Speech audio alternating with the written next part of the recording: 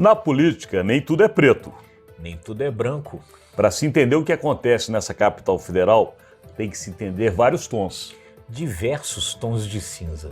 E para tomar um café conosco, basta ir ao site e adquirir a nossa canequinha. Acesse lá.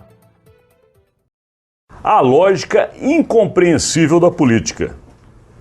Começa agora, Brasília Já.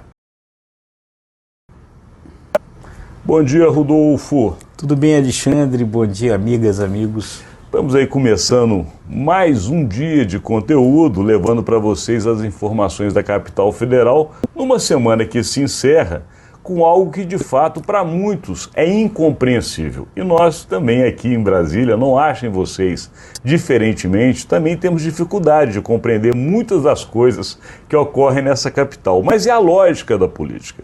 Ontem houve a famosa sessão para votação de aprovação ou não, que é o que aconteceu de fato, dos vetos presidenciais. Os vetos presidenciais são um instrumento que o presidente da República tem de, não concordando com o que foi aprovado pelo Congresso Nacional, derrubar numa canetada. Porém, a Constituição estabelece que o veto tem que ser novamente submetido pelo Congresso. E é isso que aconteceu ontem, com uma derrota acachapante para o governo, sendo que os próprios governistas, a própria base de sustentação do governo federal, votou contra o presidente. E muitos se perguntam, como isso pode acontecer, né, Rodolfo? Pois é verdade. Não, realmente foi uma derrota estrondosa que o governo sofreu. Ele praticamente perdeu em todas as votações, né? Praticamente todos os vetos foram derrubados, alguns que são de fato muito importantes. Mas aí tem uma série de coisas ali, né, que foram conjugadas ontem, né, para a gente conseguir compreender o que aconteceu.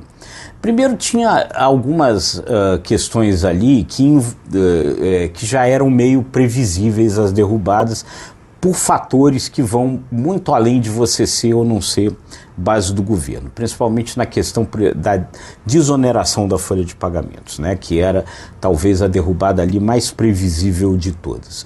Quer dizer, o que é isso? Isso é uma coisa que já vinha se estendendo há 12 anos, que era a possibilidade de você, das empresas, de você descontar da folha de previdência, do que você paga de previdência.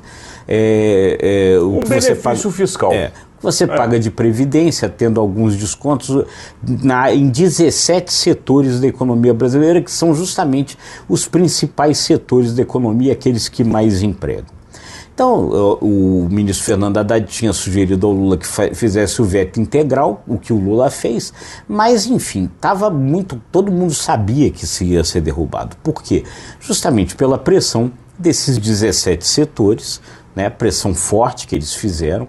Então teve 14 frentes parlamentares, fizeram um abaixo-assinado antes dizendo que iam vetar integralmente, derrubar integralmente o veto, né? Aí se somava isso o fato de que nesse processo agora, desse projeto, se incluíram também municípios, a redução de 20% para 8% do pagamento da folha previdenciária dos municípios. Então, aí, pressão dos prefeitos, às vésperas de eleição municipal. Não tinha como ser diferente. Então, era claro que não seria diferente. Então, isso é o que explica esse veto. E aí outros foram por conta de diversos acordos que a gente vai explicar mais adiante. Esses acordos, na verdade, já estavam previstos, porque o presidente da República já sabia, inclusive através de um almoço que houve nessa semana, na terça-feira, para ser mais precisamente, entre ele, presidente Lula, e o presidente da Câmara, Arthur Lira, já para negociar as votações. Por quê? Porque Lula sabe que ele precisa de fato da reforma tributária aprovada, é o que interessa para ele. E os demais assuntos que compõem a chamada agenda econômica que está em votação no Congresso Nacional em uma semana apenas.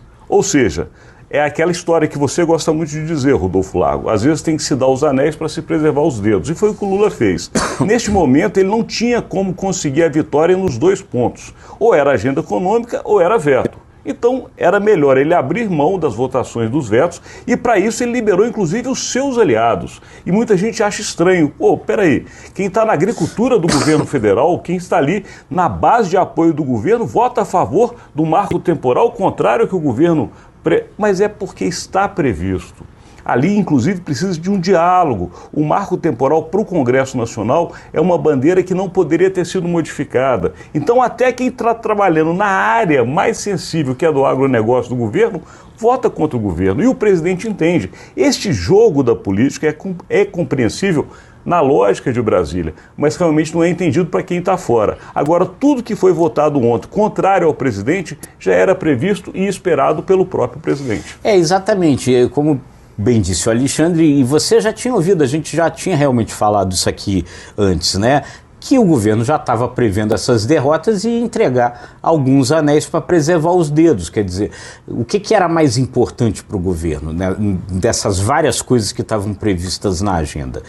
Aprovar o Flávio Dino para o Supremo, conseguiu aprovar a reforma tributária, que ainda está meio complicada, mas enfim, está se tentando, talvez se consiga ainda hoje, sexta-feira, votar a reforma tributária e terminar o ano aprovando as questões orçamentárias e ali os outros projetos da pauta econômica do governo.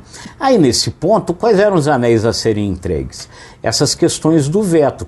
E aí, com relação à questão do marco temporal, eu acho que a gente precisa entender que o governo é um governo de coalizão ampla, um governo muito diverso. Então, quer dizer, ao mesmo tempo que ele tem ali na sua base os ambientalistas, as figuras ligadas ali à preservação ambiental, a ministra Sônia Guajajara, a ministra Marina Silva, ele tem figuras ali mais conservadoras, representantes do agronegócio.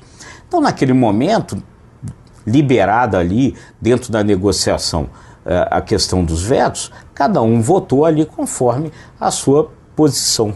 E isso é esperado na política. O que a gente não pode é achar que quando acontece um momento como esse, o governo está perdendo apoio. Na verdade, é uma grande negociação.